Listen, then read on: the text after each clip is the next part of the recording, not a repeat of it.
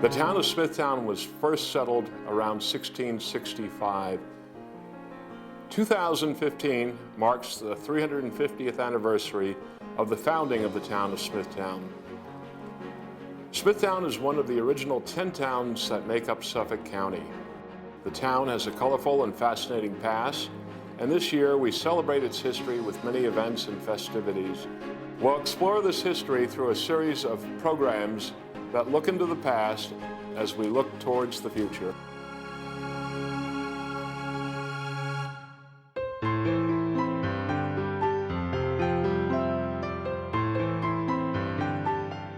There's a wonderful legend, of course, of how our town came to be founded with Richard Smith, the patentee, riding his favorite bull Whisper around all the land he could encircle in one day with a deal that he had made with the local Indians, and that would become his. And it's a great legend, and as you know, we have a wonderful statue here at the end of Main Street where 25 and 25A meet, commemorating that fact. The reality is a little different than that. I want to spend a few minutes talking about that. We know Richard Smith established the town in 1665, and instead of riding a bull around it, actually it was done as real estate sales are handled today, through deeds. His good friend from the East End, Lyon Gardner, had acquired this property many, many years before from Wydance, the sachem of the Long Island Indians. Through their years on the East End, Richard Smith and Lyon Gardner had a lot of dealings together. A point came in the late 1650s and 1660s where Richard Smith bought first from Lyon Gardner most of what we know as Smithtown today. Several years later, shortly after Lyon Gardner's death, his son David Gardner sold the second portion of what's known as the Winnacamac area of Smithtown, which is essentially the area where the Hauppauge Industrial Park is, to my ancestor, the patentee Richard Smith. These are both recorded on deeds. These deeds are housed in the Long Island History Museum in Brooklyn, as a matter of fact. But I find it's interesting that even so many years later, 300 plus years later, the legend of the bull ride still persists to this day.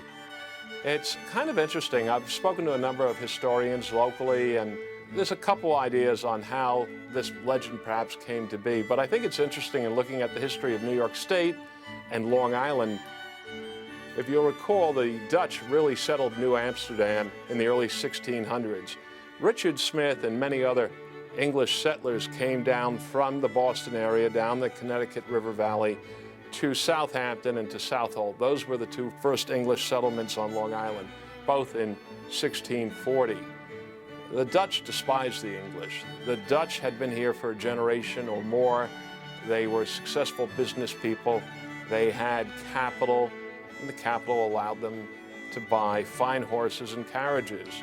These yeoman farmers, these English settlers, these colonials, they didn't have capital. They typically were the second or third sons of families from England.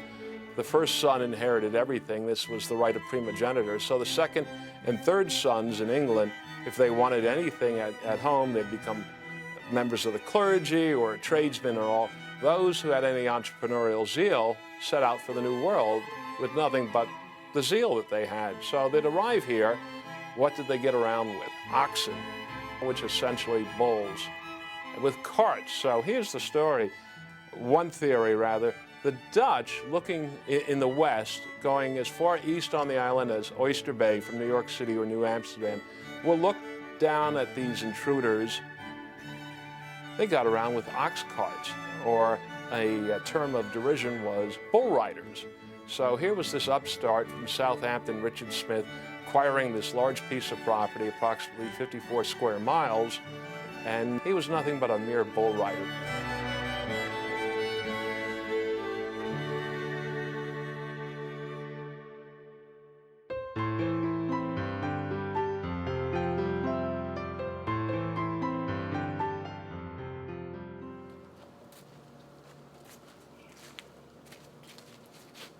We're at the final resting place of Richard Smith, the founder, the patentee of Smithtown, who died in 1692. He's buried here in Nissaquag, very close to the original homestead on a hillside overlooking the Nisqually River. You'll notice the family crest or coat of arms, which the town of Smithtown has also adopted as its official seal, and the family motto, Nec timeo nec sperno, which in loose Latin would translate to neither fear nor hope. And essentially what that is, strike the balance, neither too low nor too high. So I think that's an apt remembrance of our founder. Over here is the final resting place, the grave of Obadiah Smith, one of their young sons who tragically drowned in the Nisqually River in 1680, the first European colonist to die here in what is Smithtown. So on this hillside overlooking the Nisqually River is where Richard Smith, the founder of our town, Smithtown, and his wife, Sarah, are buried.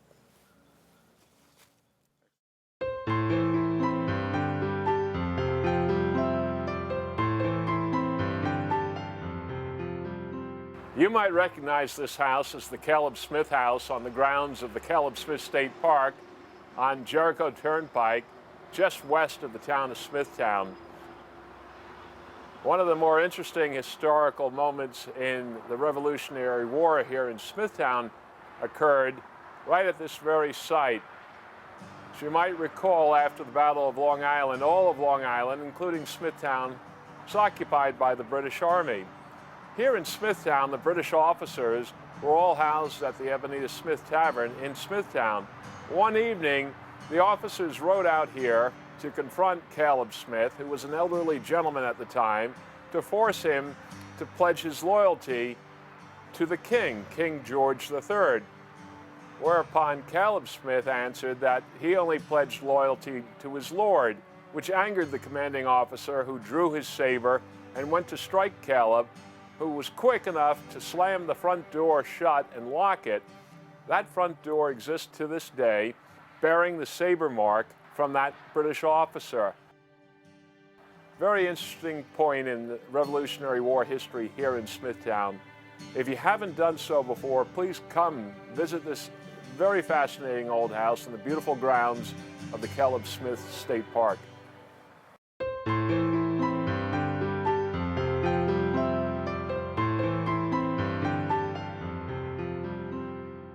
I'm standing at the entranceway to the Ebenezer Smith Tavern, which is on the campus of the Smithtown Historical Society on Middle Country Road in the village of the Branch. This building was built in the early 1750s and played a significant role in the early history of Smithtown. During the occupation of Long Island after the Battle of Long Island, all of Long Island was occupied for 7 years by the British Army. Here in Smithtown, this building, the Ebenezer Smith Tavern, was occupied and housed the British Army officers in their occupation of Smithtown. The building has been moved several times in its history. Initially, it was on the east side of what is now Route 111, subsequently moved and operated as a restaurant for a number of years, and then in 1970 was acquired by the predecessor to the Historical Society and moved to this site where it's open to the public and is used quite often on field trips with a lot of the school groups that come and visit the Society grounds. But it's this very site where the British Army officers during the Revolutionary War here in Smithtown, this is where they lived. They were billeted here, ran up huge unpaid tabs, liquor, food, lodging, which were never paid. We're now standing in the tavern room of the Ebenezer Smith Tavern. It was in this very room where the British Army officers here in Smithtown during the occupation of Long Island would take their meals, would get their drinks at the bar here, and conduct their business and their strategy. What's remarkable, this house stands little changed over the last 260 years. If you look at how this beam was crafted, this was all local timber grown in the immediate area. The workmen would take their adze, lay the log on the ground, keep working it, chipping it away, squaring it, rolling it on the side. These are all carved by hand with an adze, and you can see the marks that were created over 250 years ago. These were trees growing in Smithtown that were felled working them with an adze, squaring them to become support timbers. It's one of the great things about this old house. Here's a very interesting exhibit in the main room at the Ebenezer Smith Tavern. What this is a registry of markings of the different families' sheep in town. If you're familiar with the Mills Pond House, for instance, in St. James, let's look at some of the mills. So we have Timothy Mills. As much as cattlemen would brand their cattle, the sheep owners in town would have a little notch on their sheep's ear that would indicate the respective owner.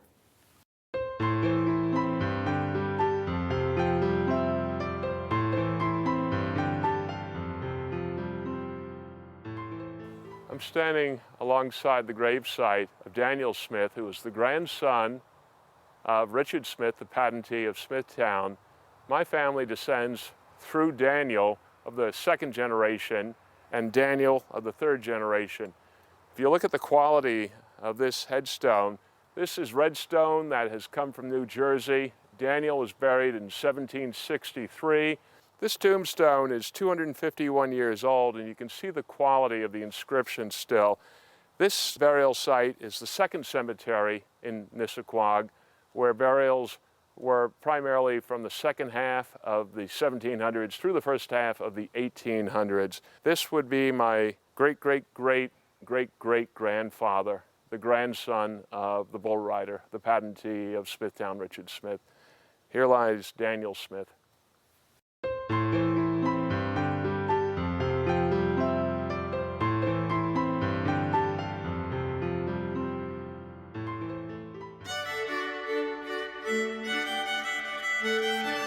This memorial and stone here on Merchants Road in the village of Nissequogue commemorates the establishment of the first church in Smithtown in 1675. I have fond memories of this stone, for in June of 1962, as a 7-year-old kid, I helped unveil it with my cousin Helen Smith.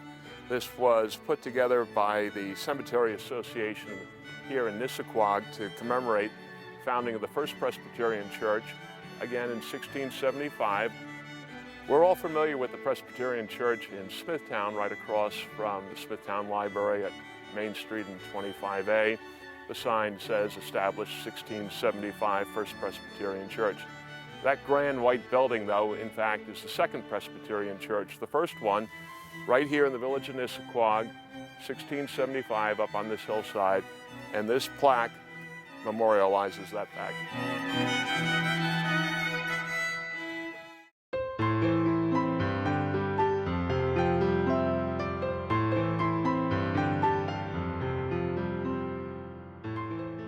This area had been well known not only for the agricultural production, but also cordwood. This area, except for a few small fields that had been opened up by the Native Americans years before to raise their crops of maize and beans and squash, were opened up and expanded, and with homes being built and all, it cleared more land. With the increase in the New York City population, one of the great export products was cordwood. There was a lot of clearing of land, which led to more and more production of agricultural and animals for grazing and all. But this was all carried out by boat between the Nissequogue River and Stony Brook Harbor into New York, back and forth. The people in Smithtown would export firewood, vegetables, birds, animals raised for slaughter and such, and back and forth the trade went. These were mostly flat-bottom sloops plying the waters of Long Island Sound. It was very, very interesting. In fact, the Nissequogue River, until probably within the last century, was very much a deep water port.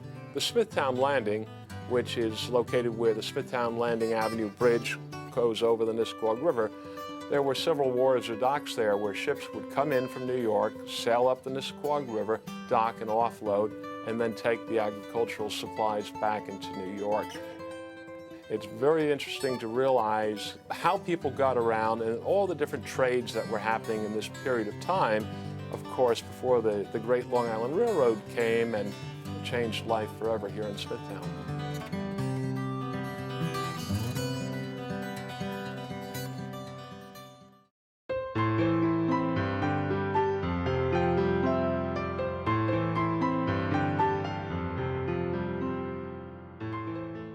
By the third generation, these would be the grandchildren of Richard and Sarah Smith.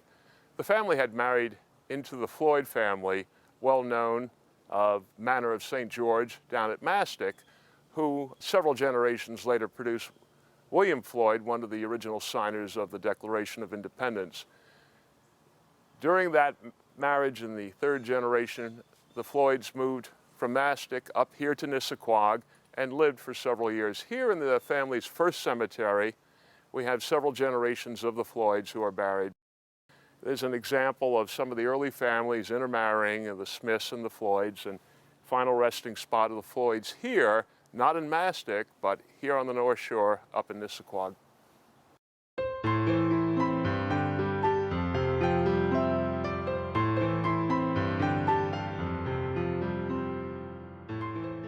Many people are not aware of the strong connection between Smithtown and Garden City, but it certainly existed. It existed very strongly and still exists very strongly to this day. The founder of Garden City, which really was the first planned suburban community, was founded by A.T. Stewart, one of the wealthiest men in America in the 19th century. He had been the owner and proprietor of the largest department store in the world, had bought up a huge portion of the Hempstead Plains and began to develop his dream town. He died, his wife inherited his estate, and she died. And who did she leave this vast estate to? She left it to her great nieces and nephew, who lived here in Smithtown and were raised here in Smithtown. Their father, John Lawrence Smith, also known as Judge John Lawrence Smith, and he was the younger brother of my great-great-grandfather, Edward Henry Smith. Each of his daughters married up-and-coming, very promising professional men from New York City. What I find very interesting is that that family, for several generations, really ran Garden City, and to this day retain an interest in Garden City. And this family, the Smiths, were right here on Main Street, right in the village of the Branch. And the house that they grew up in is the Homestead House at the Smithtown Historical Society. Now, one of their daughters had married an enterprising young man from New York of Irish descent, Devereux Emmett. And for anyone of a sporting tradition will realize Devereux Emmett was probably foremost in his time as one of the leading golf course architects and designers. He was an avid golfer, had his own private golf course as well. Some of the clubs that exist today that Devereux Emmett designed and built, St. George's Country Club, of course, in Stony Brook, Garden City Club, Congressional, Schuyler Meadows, just outside of Albany. He really was one of the very first well-known golf course architects here on Long Island. Lived in Head of the Harbor right here in Smithtown, married a Smith girl.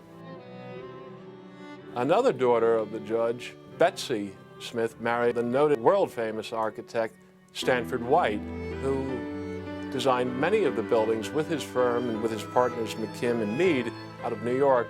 They're a foremost architectural firm in the United States in the latter half of the 19th century, early part of the 20th century. The original Madison Square Garden.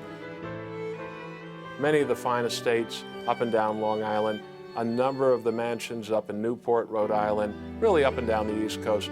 To this day, so many of the fine examples of Stanford White's architecture remain in Manhattan. An absolute treasure, and his home with his wife Betsy was here in St. James and remains in the family to this day. So what's the connection with Garden City?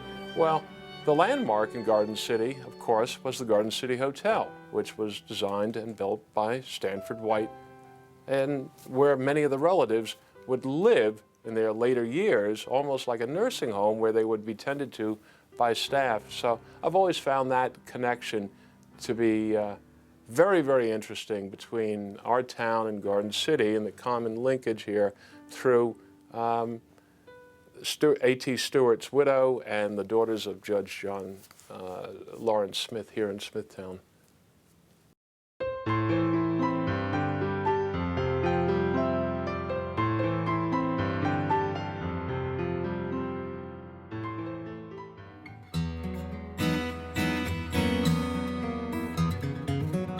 One of the great attractions Smithtown always had, of course, was its proximity to the water and abundance of wildlife and the beauty of its landscape.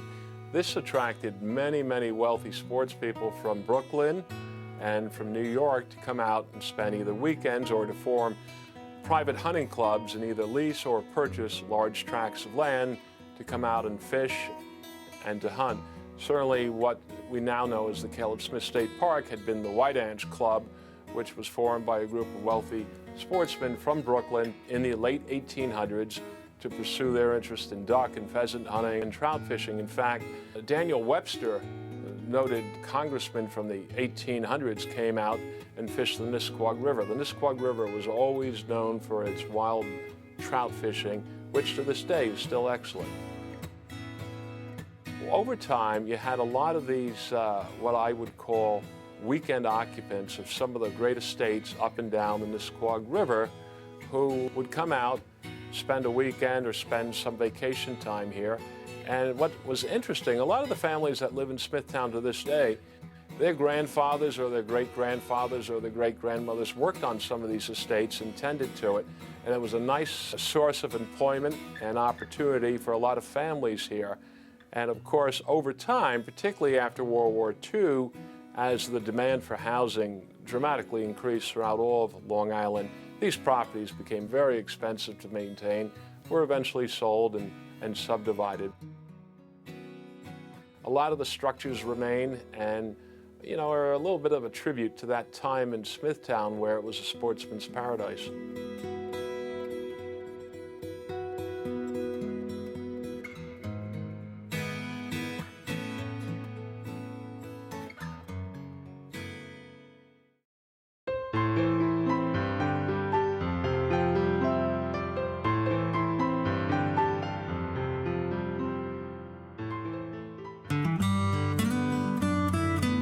The Smithtown area, St. James Harbor, certainly attracted a very eclectic group.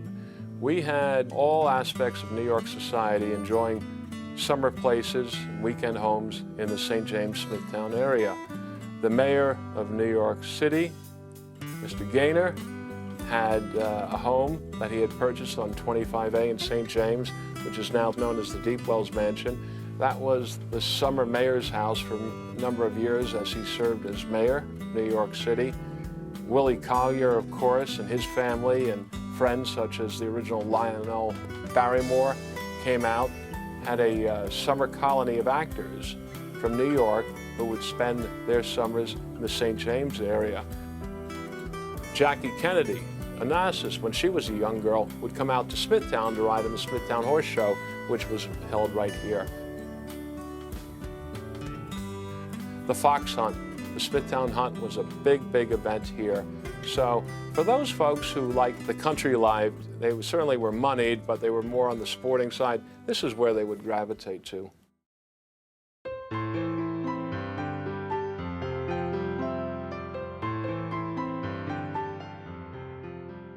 Over its 350-year history, the town of Smithtown has seen a lot of change, but I think it's fair to say that the greatest change really has occurred in the last 70 years, immediately after World War II to the present. In this period of time, the town has transitioned from primarily an agrarian or farm-based economy, small town with small town merchants,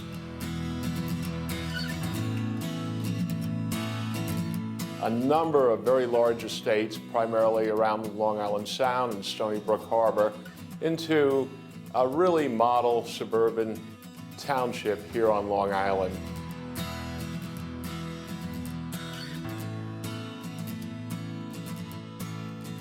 There were two things that I believe that really led to that.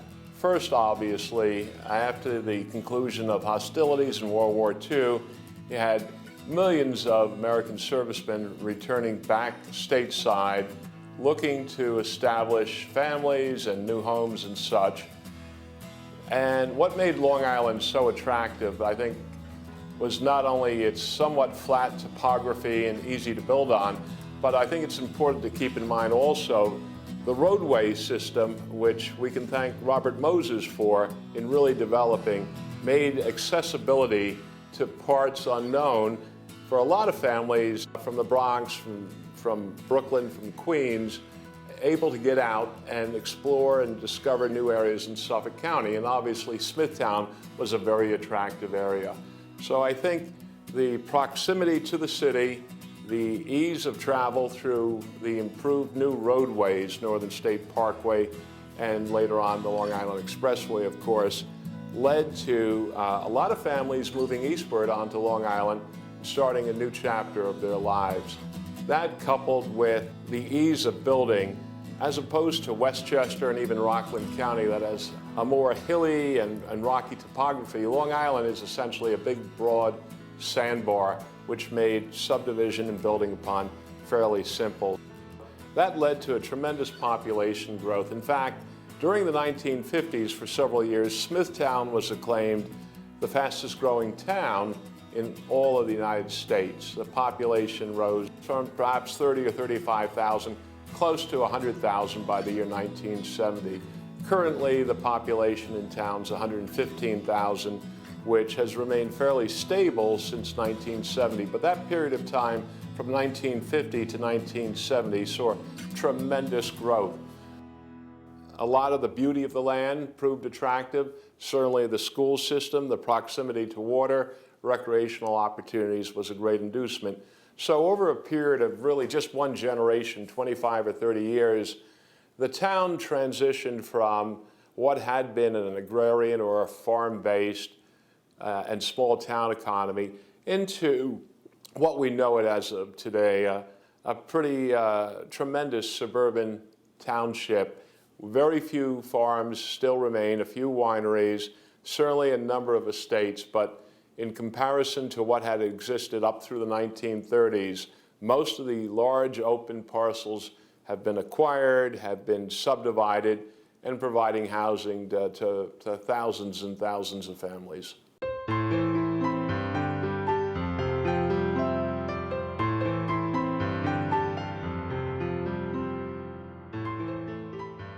Two of the larger commercial establishments in the town of Smithtown that are known really throughout not only Long Island but the metropolitan region are the Smith Haven Mall and the Hop Hog Industrial Park. Smith Haven Mall was built upon farmland on Nesconset Highway, Route 347, in 1967-68. I believe it opened in 68, maybe early 69. And it's had profound effects on Smithtown. Actually, 1/3 of the mall is in the town of Smithtown. The eastern 2/3 is in the village of Lake Grove, which coincidentally incorporated in 1968 as well. The effect on the town of Smithtown, all one would need to do is to drive up and down Main Street and see a lot of small businesses that aren't there any longer. The impact of the Smith Haven Mall on the traditional Main Street shopping environment has been very profound, and certainly not here only in Smithtown, but this has always been the issue with large regional mall stripping. But I think the town of Smithtown, primarily its business district and Main Street, has adapted to those businesses that people will drive to. There's a lot of fine eateries, obviously. The Smithtown Performing Arts Theater continues to this day, 80 some odd years after it first opened. The Hop Hog Industrial Park is very, very interesting, and in fact is the second largest industrial park in the United States. Every day, somewhere in the realm of 30 or 40,000 people drive to work in that immediate area. There are many, many businesses that are located there, many of which located out from Brooklyn and Queens over the past several 3 or 4 decades. It was initially created in 1965 in what had been the former Mackay Telegraph Field, which was used to communicate with Europe across the Atlantic. It was going to estimate probably 2.5 square miles of essentially scrub pine and scrub oak that were initially developed along Old Willets Path. The first section, which was built out starting in 1965, is named the John V.N. Klein Industrial Park. That's in honor of our supervisor of the town, John V.N. Klein. Very, very successful. A lot of world-class companies have set up their headquarters there. There remains a tremendous growth engine as far as augmenting the tax base for the residents here in Smithtown. Again, I want to emphasize how important that is. The employment opportunities, instead of having to drive to Melville, Garden City, or hop on the Long Island Railroad and commute into New York, here you have world-class companies offering employment right on your doorstep. So again, a great, great feature to have here for all of us in Smithtown.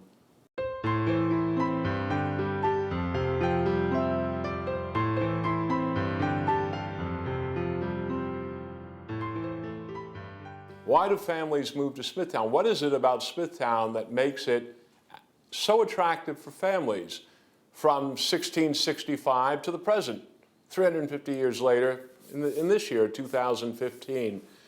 And I enjoy meeting new residents of Smithtown, and I ask them the question, what prompted you? Where'd you move from, and what prompted you to choose Smithtown?